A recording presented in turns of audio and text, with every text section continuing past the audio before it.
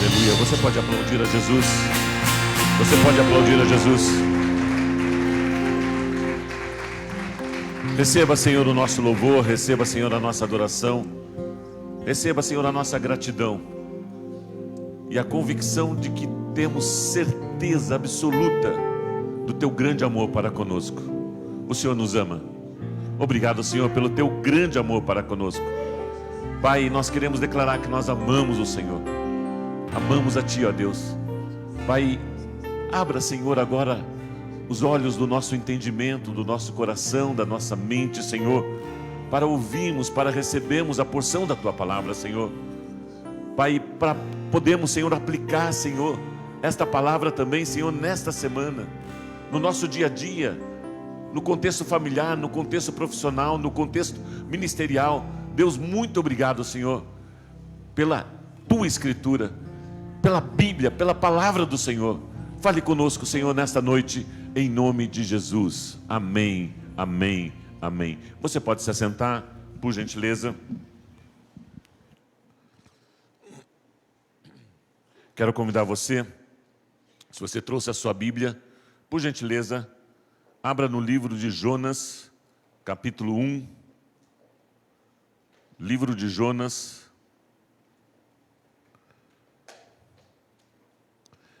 do capítulo 1 ao capítulo 4.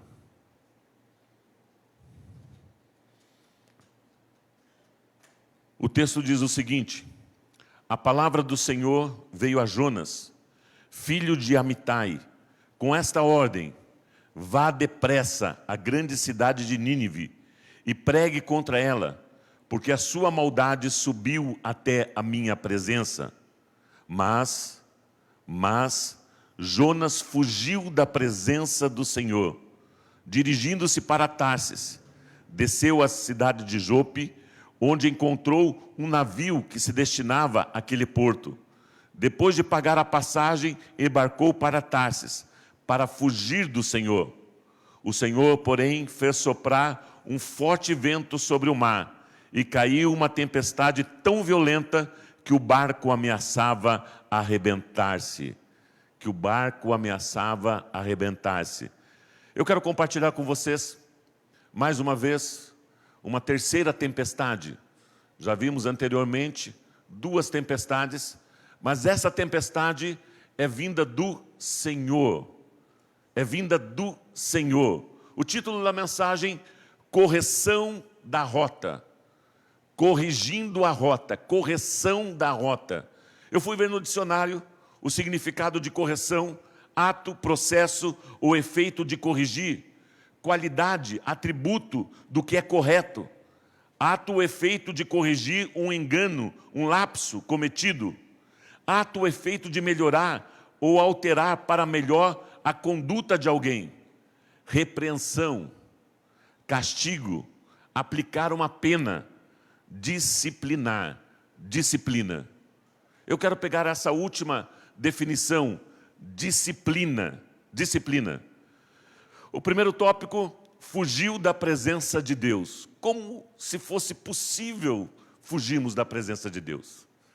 Um Deus onisciente, um Deus onipresente, um Deus onipotente, um Deus criador de todas as coisas. Como se fosse possível se esconder de Deus? Como se fosse possível fugir da presença de Deus? E o texto nos diz isso, que Jonas tomou uma decisão após receber da parte de Deus uma orientação, uma palavra, uma direção. Vá até a cidade de Nínive e pregue contra ela, porque a sua maldade, o seu pecado subiu até a minha presença.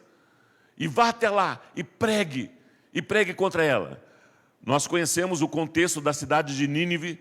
Era um povo muito cruel, uma cidade muito cruel, onde tratava os seus inimigos de uma forma muito dolorosa. Era uma cidade, era a capital da Síria, onde tinha muitas guerras, muitas conquistas, e com isso eram pessoas assim que verdadeiros pecadores, torturadores, ladrões, sanguinários, pessoas más, e que tratavam seus inimigos de uma forma muito violenta, de uma forma muito dolorosa. Para vocês terem uma ideia, cortavam muitas vezes os pés, as mãos, as orelhas, vazavam os olhos dos cativos, faziam pirâmides do crânio, da cabeça dos seus inimigos, tiravam a pele dos inimigos, esticavam o corpo e tiravam com a pessoa viva a sua pele. Então, aterrorizavam, óleo fervendo, arrancava a pele viva. Enfim, era um povo muito cruel. E Jonas sabia disso. Não só sabia, mas ele sabia também quem era Deus. Ele conhecia, por ele ser um profeta de Deus, a própria boca de Deus. Ele conhecia a Deus. Conhecia a sua ira, conhecia a sua misericórdia, conhecia o seu amor, conhecia a sua graça. Ele tinha um relacionamento íntimo com Deus. E em função disso, veio a fuga, veio a desobediência. A obediência está relacionada ao amor. A obediência está relacionada ao amor. A obediência está relacionada a uma intimidade. A intimidade é andar de acordo, é concordar com Deus e ver como Ele vê. É no mínimo inteligente nós concordarmos com Deus e com aquilo que Ele diz e com aquilo que a sua palavra diz. O texto de Amós, capítulo 3, versículo 3, diz: andarão dois juntos se não estiverem de acordo. Mas o que nós vimos aqui é que Jonas não concordou com Deus. Não concordou com Deus. De uma maneira ousada, de uma maneira intrépida, ele fugiu de uma ordem, de uma orientação que ele tinha recebido de Deus. Ele fugiu. João capítulo 14, Evangelho de João capítulo 14, a partir do versículo 21, diz o seguinte: quem tem os meus mandamentos e lhes obedece, este é o que me ama. Aquele que me ama será amado do meu Pai, e eu também o amarei e me revelarei a ele. Disse então Judas, não Iscariotes: Senhor, mas por que te revelarás a nós e não ao mundo? Respondeu Jesus: se alguém me ama, obedecerá a minha palavra. Se alguém me ama, obedece às minhas orientações, obedece à minha palavra. Meu Pai o amará, nós viveremos a Ele e faremos morada nele. Aquele que não me ama, não obedece às minhas palavras. Essas palavras que vocês estão ouvindo não são minhas, são do meu Pai que me enviou. Tudo isso lhes tenho dito enquanto ainda estou com vocês. Mas o conselheiro, o Espírito Santo, que o Pai me enviará em meu nome, lhes ensinará todas as coisas e lhes fará lembrar tudo o que eu lhes disse. A intimidade, o amor está relacionado à obediência. Amar a Deus. Você ama, você obedece. Você quer agradar. Nós temos um caso bem específico de Isaac. As promessas de Deus para Abraão, Isaac e Jacó. Deus veio e trouxe promessas para Abraão. E no texto de Gênesis capítulo 26, versículo 1, nós temos aqui o cumprimento de algumas promessas em função da obediência a Deus e a sua palavra. As orientações de Deus, que Deus tinha dado a Abraão, e Isaac também, o seu filho, obedeceu. Gênesis capítulo 26, a partir do versículo 1. Houve fome naquela terra, como tinha acontecido no tempo de Abraão. Seca, sem chuva, muita fome, muita pobreza, muita miséria. Por isso Isaac foi para Gerar, onde Abimeleque era o rei dos filisteus. O Senhor apareceu a Isaac e disse, o Senhor aparece a ele e disse: não desça ao Egito. Procure estabelecer-se na terra que eu lhe indicar. Deus traz uma rota, Deus traz uma direção, Deus traz uma orientação.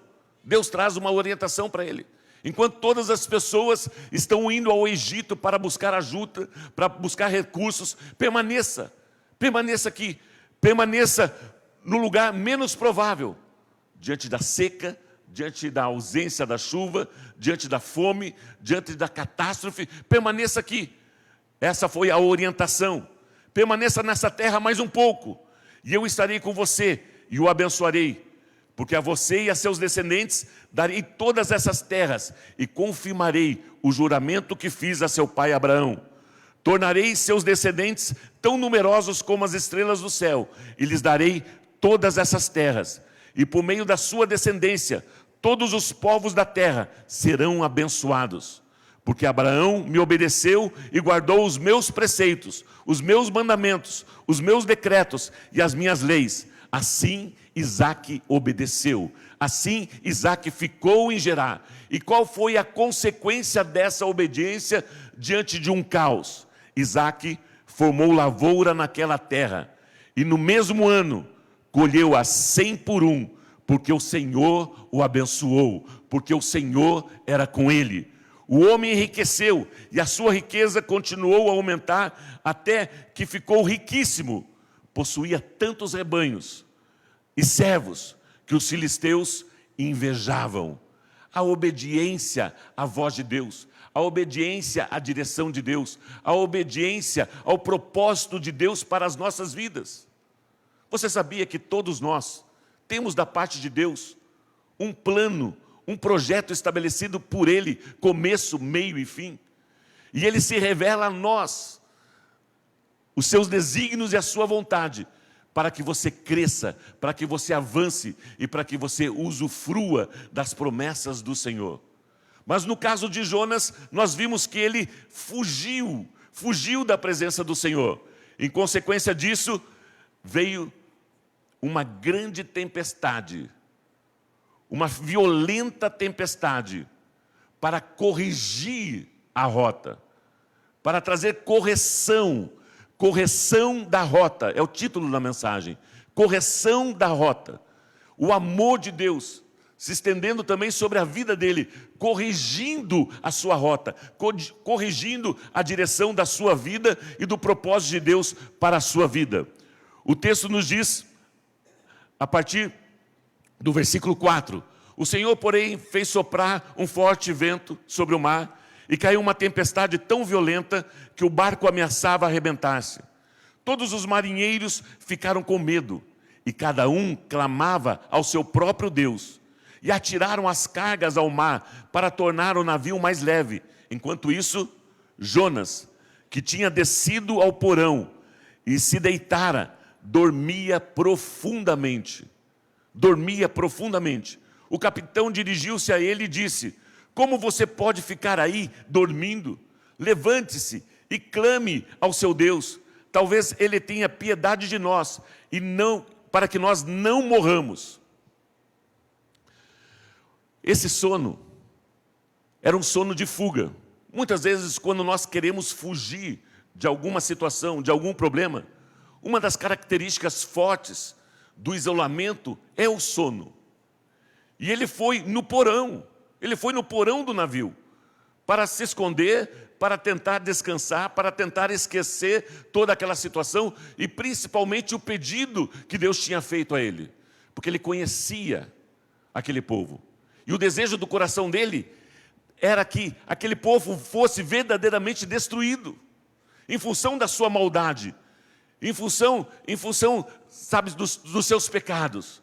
O desejo do coração dele é que o juízo de Deus viesse mesmo sobre a vida daquele povo.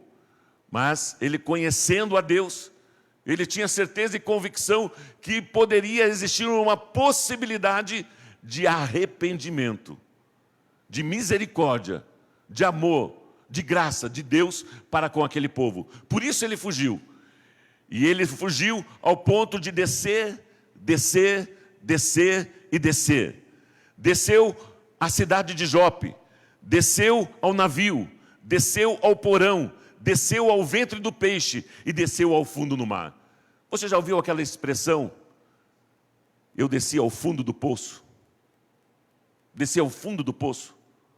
O que é um poço? Não tem mais para onde ir, não tem mais para onde descer. Tudo em sua volta, você não consegue enxergar. Agora, quando você levanta a cabeça para cima, você consegue enxergar os céus e clamar a Deus. É mais ou menos essa situação aonde ele chegou, e as consequências disso, a partir do versículo 7. Então os marinheiros combinaram entre si: vamos lançar sortes para descobrir quem é o responsável por essa desgraça que se abateu sobre nós.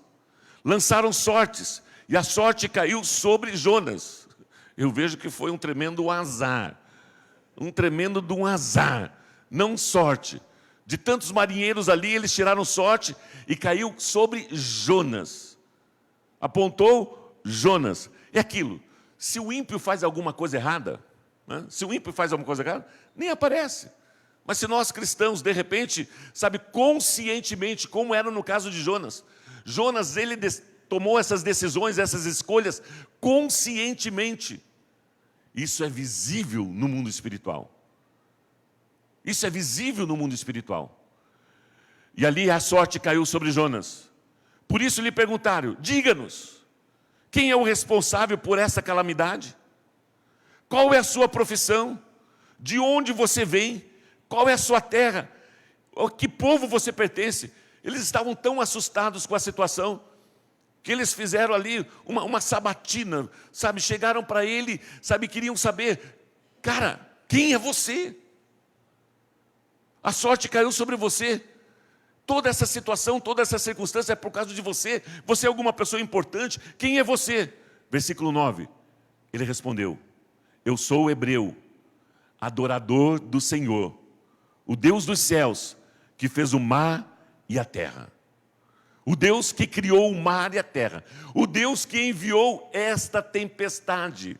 Toda essa situação está acontecendo por causa de mim. E vocês estão sofrendo juntos em função da minha vida, em função de eu estar fora da rota, em função de eu estar fora do propósito de Deus, em função de eu ter tentado fugir de Deus. E o texto continua: então os homens ficaram apavorados e perguntaram: o que foi que você fez?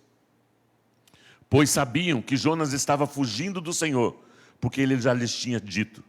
Visto que o mar estava cada vez mais agitado, eles lhe perguntaram: o que devemos fazer com você para que o mar se acalme? O que nós devemos fazer? Estamos tentando de tudo e essa tempestade não para. Isso vai nos destruir, isso vai nos matar. Respondeu ele: pegue-me e jogue-me ao mar, e ele se acalmará. O desejo do coração dele era a morte. O sono já não bastava. O desejo do coração dele, da mente dele, era a morte. Se vocês me jogarem no mar, eu vou morrer e tudo isso vai acabar. Essa tempestade vai acabar, vocês vão ser salvos, A situação é comigo, Na realidade, o foco do livro de Jonas, o personagem principal do livro de Jonas, é Deus. Não é Jonas, não é a tempestade, não é o peixe, é Deus. O propósito de Deus, do carinho de Deus, do favor de Deus, do relacionamento entre Deus e o homem, o desejo do coração de Deus em se relacionar com o homem. E Deus tem para conosco propósitos estabelecidos. E Ele vem para correção, para corrigir aquela rota. E acalmará. Pois eu sei, olha só a expressão dele, pois eu sei que é por minha causa que esta violenta tempestade caiu sobre vocês. Nas tempestades anteriores, nós vimos que tanto a presença de Jesus, quanto a presença de Paulo no barco, poupou aquelas vidas, em função de uma grande tempestade. Tanto Jesus, a Bíblia diz que Jesus dormia diante das tempestades e os seus discípulos ali estavam desesperados. A presença de Jesus salvou aquelas pessoas ali. A presença de Paulo salvou 276 marinheiros e prisioneiros, aonde o barco foi destruído e aquelas pessoas foram salvas. A rota foi atualizada, foi a mensagem anterior.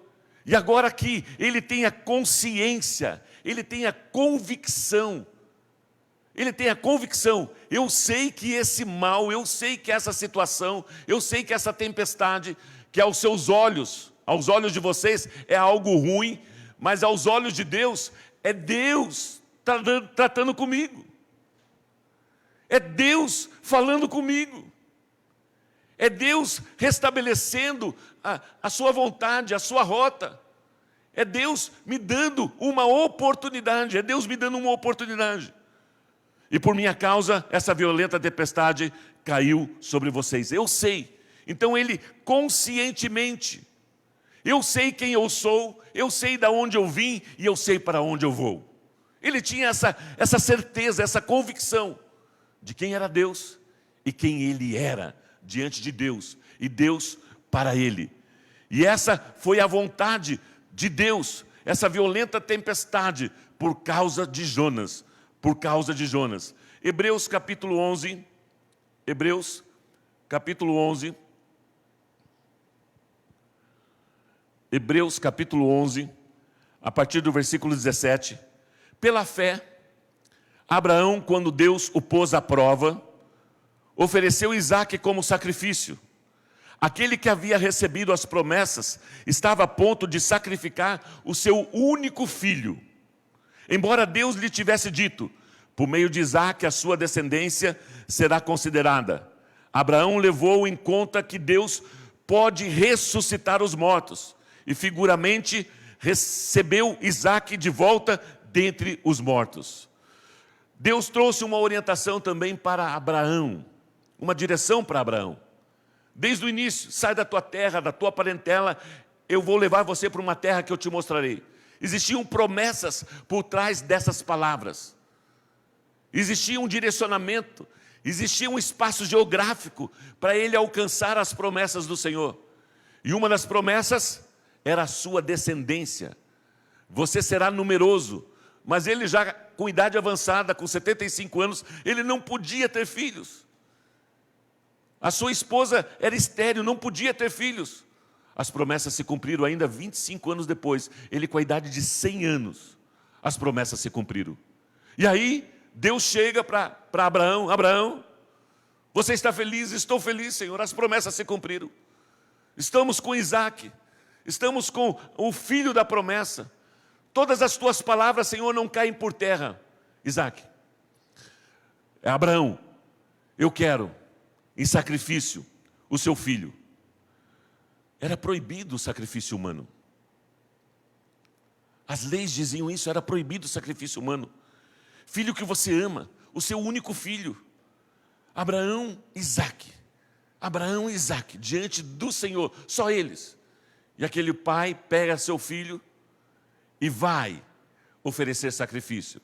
Com certeza Isaque já tinha participado de alguns momentos de oferta de sacrifício, sabia como que era o procedimento. E os dois saíram. E nós entendemos o texto lá, que Isaque chega para o pai e pergunta, pai, cadê o cordeiro para ser imolado, para ser sacrificado? E Abraão declara, Deus proverá para si o cordeiro. Deus proverá para si o cordeiro. E o texto de Hebreus diz que Isaque tinha convicção, Abraão tinha convicção de quem era Deus, amava a Deus, era obediente a Deus, cria em Deus, e ele tinha convicção de que Deus estava nesse negócio, de que Deus não estava enganado, que Deus não estava brincando. Ele tinha convicção até mesmo que seu filho poderia ser ressuscitado, ressurreto. E quando ele foi imolar, o anjo do Senhor apareceu. E a Bíblia diz que Deus se agradou da atitude de Abraão. Deus se agradou da atitude de Abraão. Palavras, orientações, direções para as nossas vidas, para o nosso lar, para a nossa família, para a nossa vida profissional, para a nossa vida ministerial. Deus tem estabelecido um contexto de vida para nós.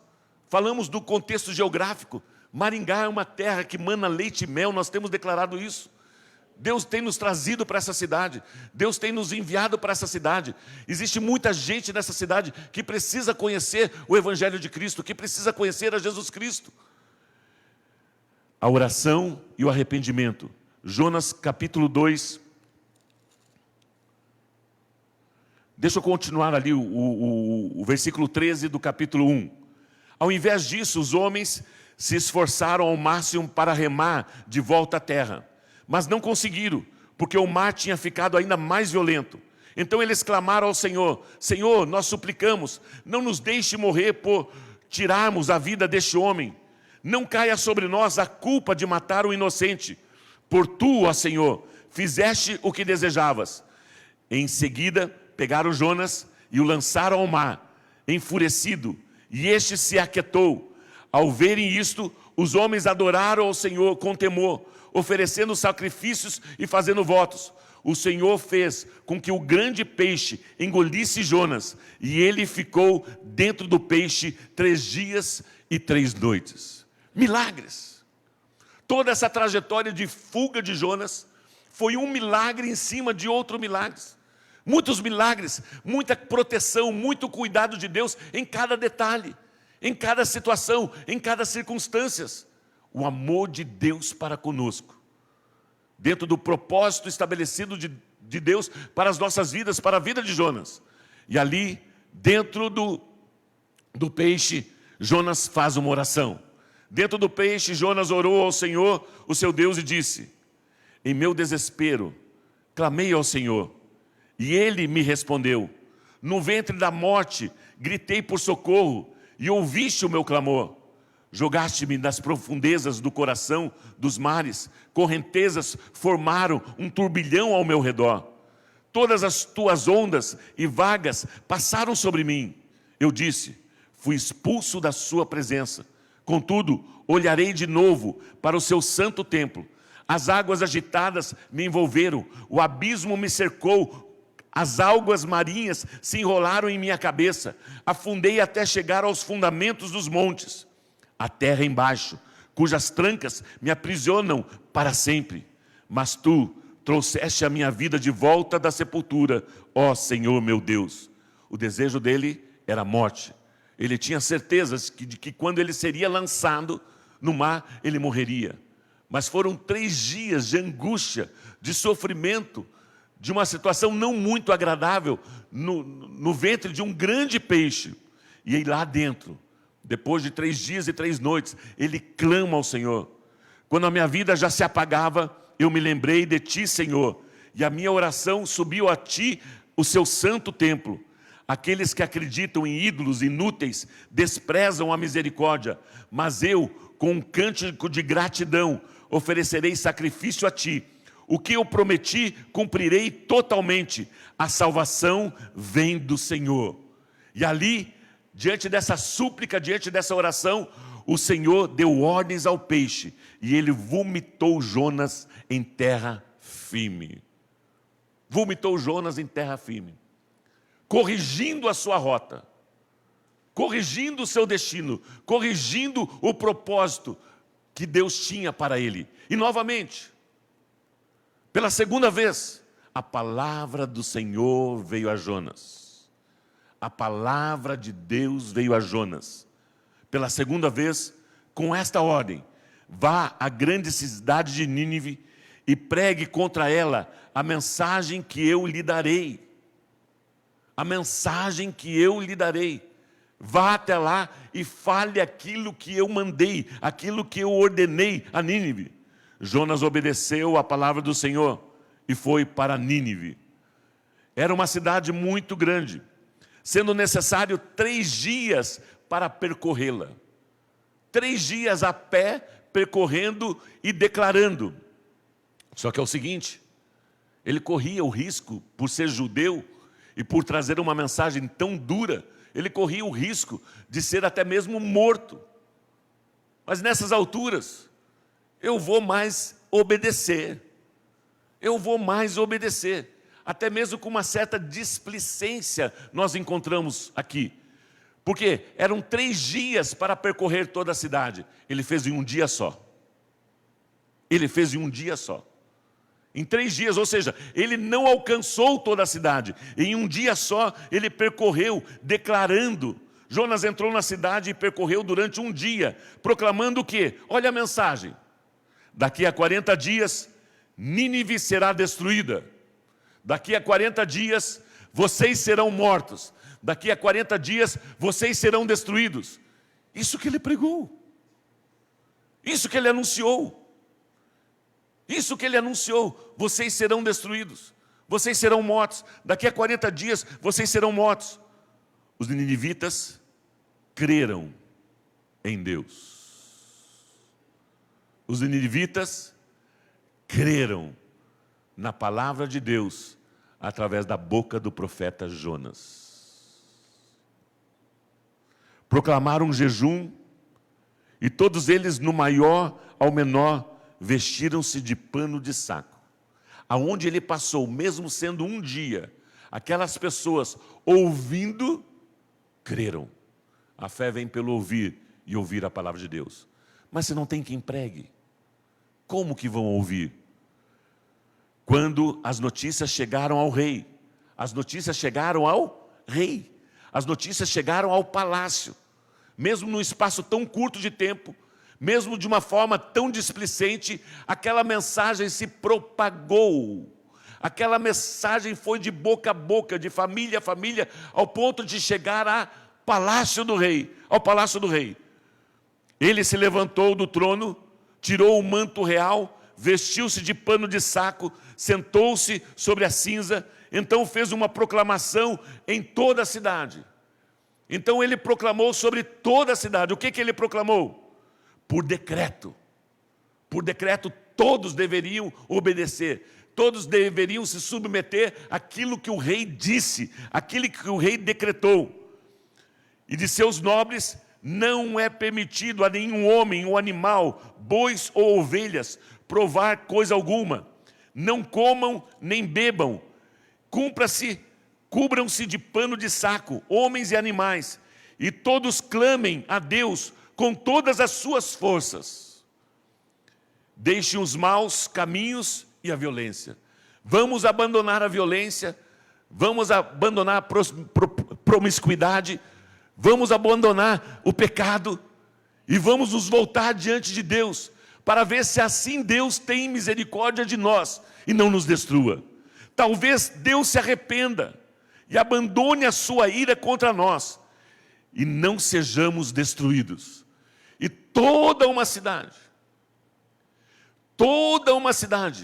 mais de 100.000 pessoas naquela cidade se arrependeram. Mudaram a sua mente, mudaram a atitude dos seus atos pecaminosos e se arrependeram e se prostraram diante do Senhor. Tendo em vista o que eles fizeram e como abandonaram os seus maus caminhos, Deus se arrependeu e não os destruiu, como tinha falado.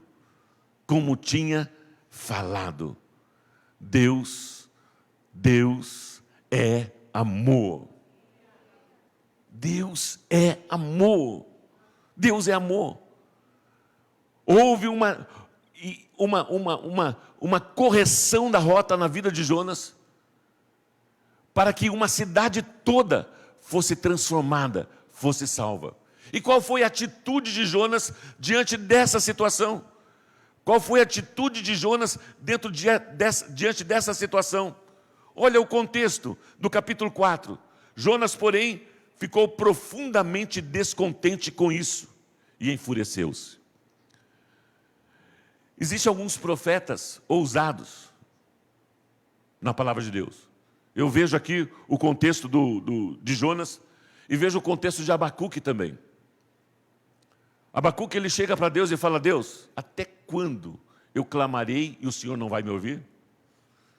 Aparentemente ele dá uma dura em Deus. Deus, até quando eu vou anunciar, eu vou proclamar e o Senhor não ouve? Ele pedia também a destruição, ele pedia também o juízo sobre o povo. Mas o povo de Israel, e Deus vem e atende a sua súplica, atende a sua oração e é completamente contrário àquilo que ele queria ouvir. Era completamente contrário. Quando nós oramos, Deus ouve as nossas orações, mas Deus é soberano, Deus é Deus, Ele está no controle de todas as coisas, Ele é soberano em todas as coisas, e Ele sabe todas as coisas, e Ele é amor.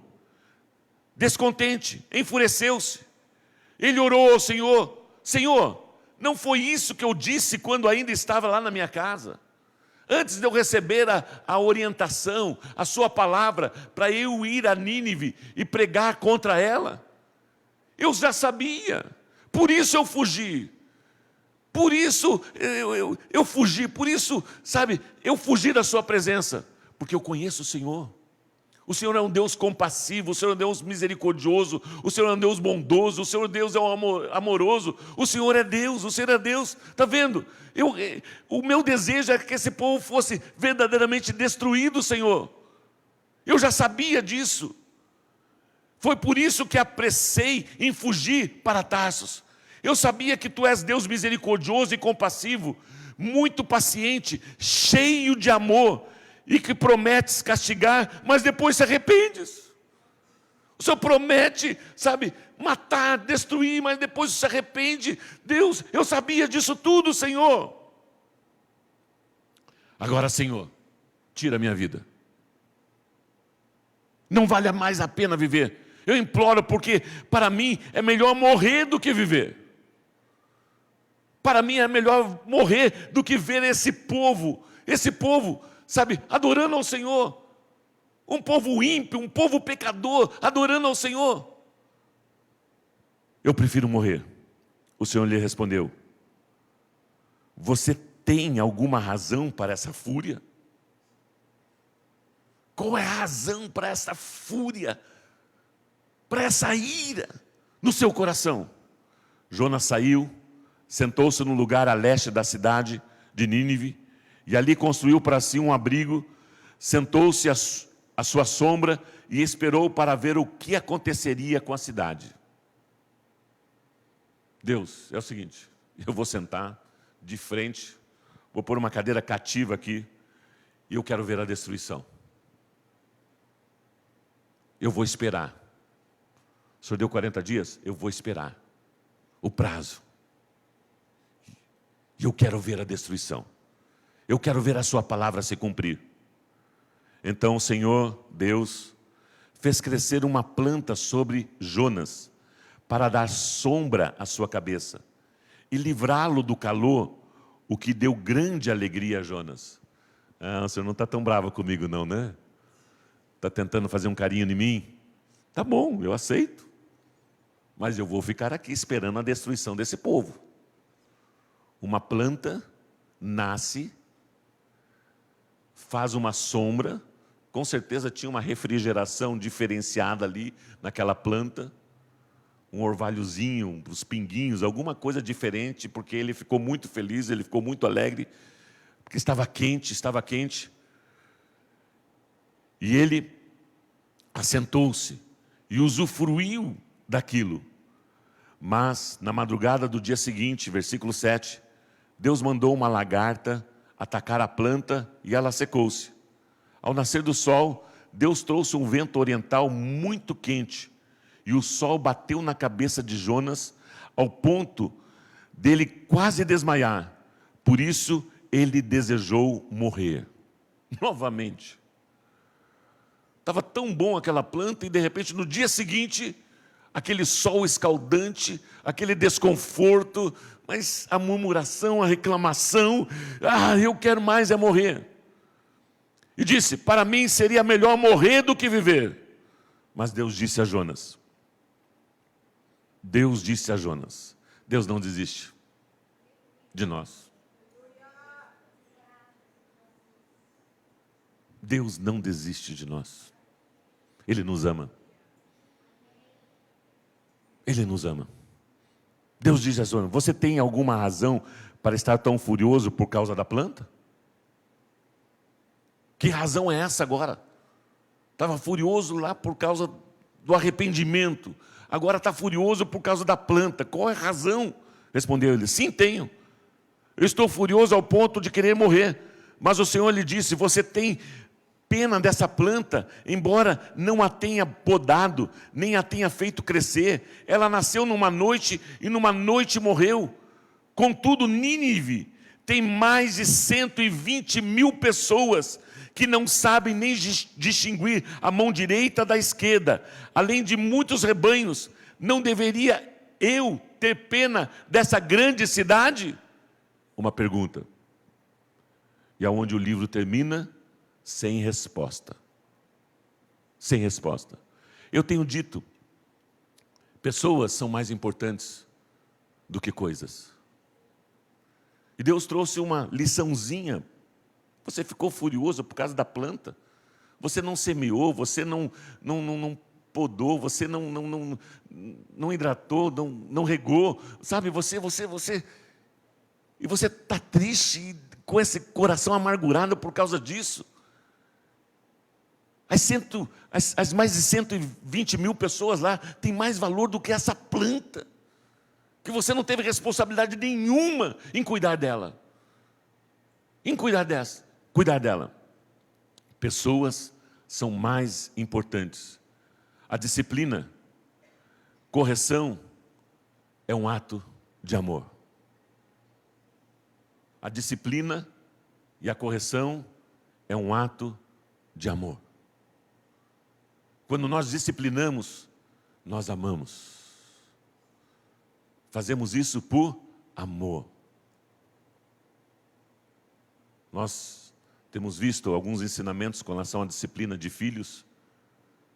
Pais, disciplinando os seus filhos com amor. Isso livrará o seu filho do inferno. Isso livrará seu filho do pecado. Isso livrará seu filho da morte. Ensina a criança no caminho que ela deve andar, que mesmo depois de velha, não se desviará dele. Equipe de louvor, por gentileza. Eu quero encerrar com Hebreus capítulo 12.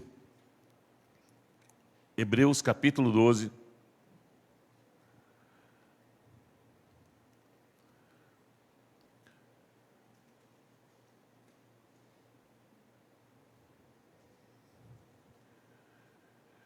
Em Apocalipse 3,19, a palavra do Senhor diz: repreendo e disciplino aqueles que eu amo, diz o Senhor. Eu repreendo e disciplino aqueles que eu amo. Olha esse texto de Hebreus capítulo 12, a partir do versículo 1. Portanto, também nós, uma vez que estamos rodeados por tão grande nuvem de testemunhas, livremo-nos de tudo o que nos atrapalha, do pecado que nos envolve, e corramos com perseverança a corrida que nos é proposta. Nesses últimos 3 domingos nós temos falado sobre uma trajetória, sobre um propósito de Deus para as nossas vidas, sobre uma direção de Deus para as nossas vidas, uma rota. E situações que muitas vezes vêm para nos abater, nós precisamos resistir, nós precisamos repreender, nós precisamos nos opor, vindas do mal para a destruição. E nós precisamos estar sensíveis à voz de Deus, à direção de Deus, e discernir aquilo que vem para nos destruir. E no caso de Jonas, foi da parte de Deus aquela tempestade. E foi por amor. Foi uma correção. Foi uma disciplina. Com amor, para trazê-lo novamente à vontade plena, perfeita e agradável de Deus para a sua vida e para toda uma cidade que foi alcançada. Corramos, vamos tirar todo o embaraço, tudo aquilo que nos atrapalha. Corramos a vida que Deus tem nos proposto, a vida de Cristo em nós, a vida cristã. Existe um alvo, existe um objetivo, tudo aquilo que nos atrapalhe. E corramos com perseverança a corrida que nos é proposta, tendo os nossos olhos fitos em Jesus.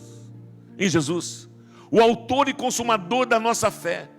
É a Ele, para Ele são todas as coisas. O nosso alvo, o nosso objetivo, a razão da nossa existência é Jesus. É por Ele, para Ele são todas as coisas. Nós precisamos ter os nossos olhos em Jesus, para não desviarmos nem para a esquerda, nem para a direita, porque Deus tem um plano e um propósito para as nossas vidas. Ele pela alegria que lhe fora proposta, suportou a cruz, desprezando a vergonha, e assentou-se à direita do trono de Deus. Jesus Cristo tinha uma rota traçada por Deus, aqui na terra. Tinha começo, meio e fim, desde o seu nascimento, de uma forma milagrosa, através da Virgem Maria. O propósito da sua existência, a sua criação, e até a chegada da cruz. A cruz era o propósito de Deus. O próprio Senhor Jesus Cristo, quando se aproxima desse momento, Ele declara: Deus, Deus. Ele ora a Deus: Deus, se possível for, passa de mim esse cálice, o cálice do sofrimento, o cálice da dor. Jesus pediu isso como homem diante de Deus. Se possível for, passa de mim esse sofrimento, passa de mim essa dor, mas que não seja feita a minha vontade, mas a tua vontade. E nós entendemos que Deus, por amor a você, por amor a mim, por amor a nós, virou as costas para Jesus, por amor a nós. Deus meu, por que me desamparastes? Deus meu, por que me desamparastes? 3 dias e 3 noites. 3 dias e 3 noites. 3 dias e 3 noites. Mas ao 3º dia, Ele ressuscitou. Ele vive, Ele ressuscitou, Ele vive. Na luta contra o pecado, vocês ainda não resistiram até o ponto de derramar o próprio sangue. Olha só que interessante. As nossas tentações, as situações que muitas vezes vêm para nos abater, para nos entristecer, vocês não sofreram ao ponto de derramar o próprio sangue, Vocês se esqueceram da palavra de ânimo que Ele lhes dirige como filhos de Deus, como filhos amados. Meu filho, minha filha, não despreze a disciplina do Senhor, nem se magoe com a sua repreensão, pois o Senhor disciplina a quem ama e castiga todo aquele a quem aceita como filho. Olha só, existem algumas situações e circunstâncias na nossa vida que nós muitas vezes não entendemos. Vem muitas vezes do mal, e Deus reverte aquela situação em bênção, alinhando, corrigindo a rota, a direção da sua vida. Particularmente, eu passei por uma situação desta, sofri um acidente há 23 anos atrás, sofri um grave acidente, era para morte, era para destruição, era para ficar paralítico, tetraplégico, era para me destruir, e o Deus maravilhoso, bondoso, amoroso, me salvou, caí de uma altura de 15 metros de altura, um prédio de aproximadamente 4 andares, estava praticando voo livre, parapente, uma asa delta me pegou no ar, meu paraquedas fechou, não tinha tempo hábil para soltar o paraquedas reserva. Eu só lembro de uma frase, de uma oração que eu fiz, antes de eu perder a consciência: Deus, tem misericórdia da minha vida. Eu tinha consciência que aquilo era morte. E quando eu acordei, muitas dores. Eu sou um deficiente físico, tenho uma dificuldade muito grande na minha perna direita. Muitas vezes sou manco. E a gente faz umas orações assim tão infantis, tão imaturas. Numa noite anterior, eu ouvi uma mensagem sobre a luta de Jacó com o anjo. Eu estava numa cidade em Atibaia, e meu tempo naquela cidade já tinha terminado. eu já estava atrasando o projeto e o plano de Deus para a minha vida. Já tinha terminado. Eu já deveria ter ido embora. E muitas situações e circunstâncias aconteceram por eu ter permanecido naquele lugar. Por ter permanecido, por não ter discernimento daquilo lá. Estava muito, depressivo, triste, chorava às madrugadas. Muitas vezes saía quieto à noite. Eu tinha um Rottweiler, e saía passear pelas madrugadas da cidade, orando, clamando ao Senhor, chorando. E eu me lembro que de repente um grupo de jovens passa num carro, param e começam a zombar de mim, por eu estar naquela hora passeando com um cachorro de madrugada. Era o próprio diabo, os demônios, encucando na minha cabeça. E eu sem entender. E quando eu ouvir aquela mensagem, eu fiz a seguinte oração: Deus, eu vou lutar com esse anjo. Eu quero as respostas. Eu quero, Senhor, fazer a Tua vontade. Deus, eu vou lutar com esse anjo. Nem que eu saia manco, Senhor, mas eu quero, Senhor, cumprir a Tua vontade. Fiz essa oração numa noite anterior ao meu acidente.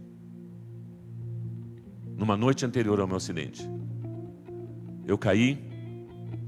O SEAT veio, pude pregar a palavra de Deus ali, mesmo com muitas dores, com essa voz de trombeta, pedi para que as pessoas ficassem quietas, e eu levantei a minha voz e comecei a orar por gratidão.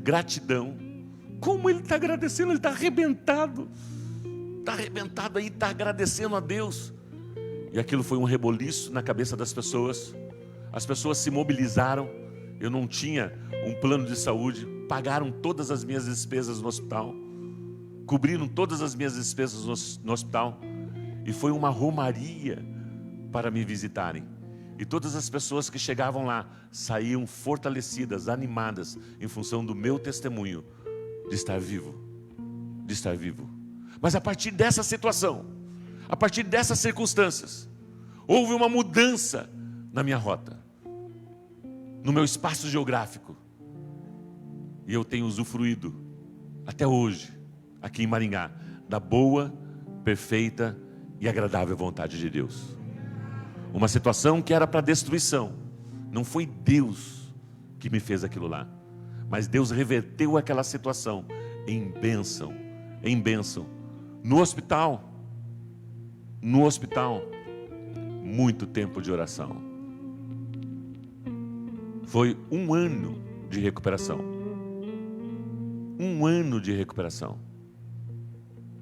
Simplesmente eu parei com a minha rotina, parei com a minha agenda, parei com tudo e fiquei numa cama de hospital.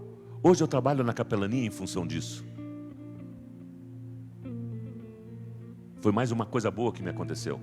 O tempo que eu fiquei hospitalizado, médico casa, casa médico, médico hospital, tratamentos e tantas situações que aconteceram, eu vi o lado do paciente, de estar internado naquela condição. E hoje Deus tem nos usado grandemente. Eu sei o que aquele paciente está passando. Eu sei qual o quadro, emocional, físico daquela pessoa. E nós podemos ser usados por Deus para trazer uma palavra de consolo, de conforto e de ânimo a essas pessoas. Suportem as dificuldades, recebendo-as como disciplina. Deus os trata como filhos. Ora, qual filho que não é disciplinado por seu pai? Se vocês não são disciplinados, e a disciplina é para todos os filhos, então vocês não são filhos legítimos, mas sim ilegítimos. Além disso, tínhamos pais humanos que nos disciplinavam, e nós os respeitávamos. Quanto mais devemos submetermos ao Pai dos Espíritos, para assim vivermos. Nossos pais nos disciplinavam por pouco período, por um curto período, segundo lhe parecia melhor, mas Deus nos disciplina para o nosso bem, por amor, para que participemos da sua santidade. Situações que aparentemente são adversas, Deus reverte isso para o teu crescimento, para a vida de Cristo em você, para que verdadeiramente o teu alvo, a tua rota esteja direcionada a Deus. E essas situações sejam situações passageiras e momentâneas. Passageiras e momentâneas. Nenhuma disciplina parece ser motivo de alegria no momento. No momento, os filhos amam a disciplina. Valeu, pai, brigadão. Não. No momento não, mas sim de tristeza. Mais tarde, porém, produz fruto de justiça e paz. Justiça, estado perfeito, para aqueles que por ela foram exercitados. Portanto, fortaleçam as mãos enfraquecidas e os joelhos vacilantes. Façam caminhos retos para os seus pés, para que o manco não se desvie, antes seja curado. Para que o manco não se desvie, antes seja curado. Foi uma transformação na minha vida, na minha família, no meu ministério. No meu ministério. O homem pode fazer planos, mas a resposta certa vem do Senhor. Deus tem um projeto lindo e maravilhoso para a sua vida, para a sua família, para você. Para você. Busque ao Senhor de todo o seu coração e receba da parte dele o amor, o carinho, a graça, a justiça, a misericórdia, o grande amor de Deus para conosco. Amém? Vamos ficar em pé, por gentileza. Quero convidar você a ficar em pé. Nós cremos em milagres. Nós cremos em milagres. Você percebeu que nós lemos um livro da Bíblia? Lemos um livro da Bíblia, livro de Jonas. O livro todo, desde o primeiro até o último capítulo, o quarto capítulo, é um milagre. Não é coincidência. Muitos teólogos, muitos estudiosos não acreditam que esse livro seja verdadeiro, e sim uma novela, uma ficção. Nós somos daqueles que creem, e nós cremos em milagres. Cada letra, cada palavra, cada escrita, cada momento serve para nós olharmos e reconhecermos de onde eu vim, aonde eu estou e para onde eu vou. Ele está no controle de todas as coisas. Irmãos, se Ele pudesse, né? Ele pode nos mostrar o todo, nós nos desesperaríamos. Nós não suportaríamos. Por isso Ele vai se revelando de glória em glória, de fé em fé. A cada manhã Ele se revela com coisas novas e grandiosas. Deus tem algo grande para a sua vida. Creia nisso, usufrua disso, usufrua disso. Deus é amor. Deus é amor. Deus, obrigado pelo privilégio, pela oportunidade que temos de servir ao Senhor, servindo as pessoas. Obrigado, Senhor, pelo propósito da nossa existência, por vivermos esses dias. Aprove ao Senhor, nós vivemos em 2019. Deus, temos uma vida pela frente, e essa vida é pautada, Senhor, nas Tuas promessas, na Tua palavra. Deus, muitas vezes nós erramos através das nossas decisões, das nossas escolhas, e sofremos consequências em função disso, Senhor. E a Tua graça, o Teu poder, o Teu amor nos traz de volta, Senhor, para a Tua perfeita, agradável vontade. Deus, eis-nos aqui. Queremos verdadeiramente, Senhor, de todo o nosso coração, com toda a convicção do nosso ser, do nosso espírito, declarar: nós cremos em Ti e amamos a Tua palavra. Se revele a nós, Espírito Santo, mostra-nos até mesmo o que vai acontecer, mesmo que isso muitas vezes seja uma doideira, seja uma loucura. Deus escolheu as coisas loucas deste mundo para confundir as sábias. Eu quero declarar paz, eu quero declarar alegria, eu quero declarar a manifestação da presença do Senhor sobre a sua vida, sobre o seu trabalho, sobre a sua família, a direção do Espírito Santo de Deus. Senhor, não nos deixe confundidos e nem enganados, Senhor. E obrigado, Senhor, pelas leves e momentâneas situações, circunstâncias que muitas vezes vêm para nos entristecer, para nos abater. Mas entendemos, Senhor, que o Senhor está no controle de todas as coisas. E o Senhor tem cuidado de nós. Em cada situação, em cada tempestade. Resistimos todo o mal. Resistimos tudo aquilo que é do mal, tudo aquilo que é do maligno, tudo aquilo que é do inferno. Nós resistimos em nome de Jesus. E usufruímos do teu grande amor para conosco. Muito obrigado, Senhor. Receba o nosso louvor, receba a nossa adoração, em nome de Jesus, amém. Você pode aplaudir a Jesus? Você pode aplaudir a Jesus? Vamos louvar ao Senhor com mais um cântico, e assim estaremos liberados para voltarmos para as nossas casas, com a convicção e a certeza de que estamos com a rota atualizada, com a rota corrigida. Deus tem um propósito maravilhoso para as nossas vidas, e nós vamos usufruir disso, de todas as promessas de Deus, assim como Isaac usufruiu diante das promessas do seu pai, num momento de escassez, num momento de seca. Irmãos, estamos passando por uma seca terrível, como nação brasileira. Alguns estados ainda não choveram. O Senhor é conosco, o Senhor está no controle de todas as coisas. E declaramos chuva, declaramos os céus abertos, declaramos em nome de Jesus, em nome de Jesus. Permaneça abençoado. Sabe por quê? Porque você é filho, você é filha de Deus, amém? Vamos louvar ao Senhor.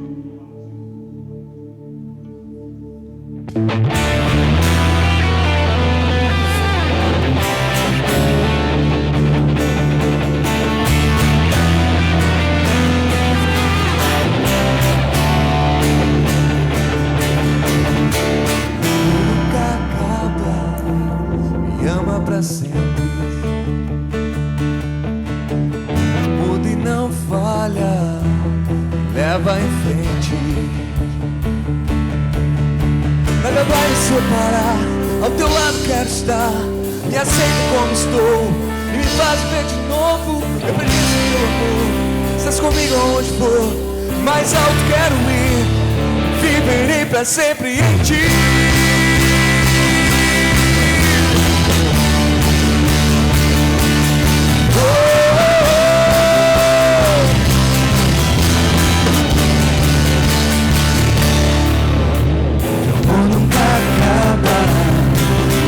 Pra sempre, tudo e não falha, leva em frente. Nada vai me separar, ao teu lado quero estar. Me aceita como estou e me faz ver de novo. Eu pertenço ao teu amor, estás comigo aonde for, mais alto quero ir. Viverei pra sempre em ti.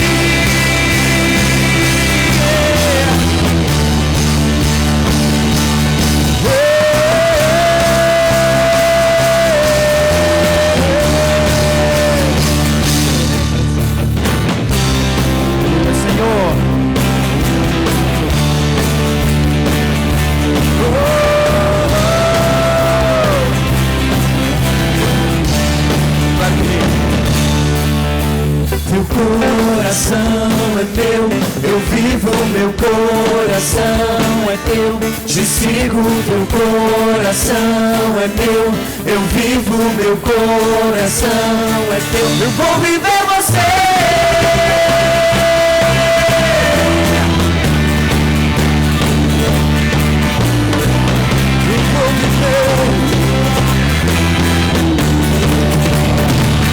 Vou viver você.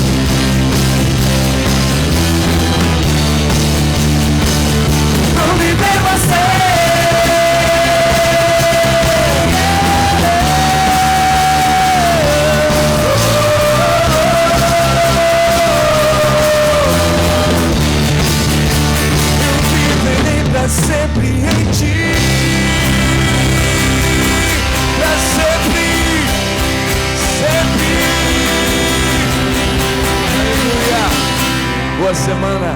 Deus abençoe.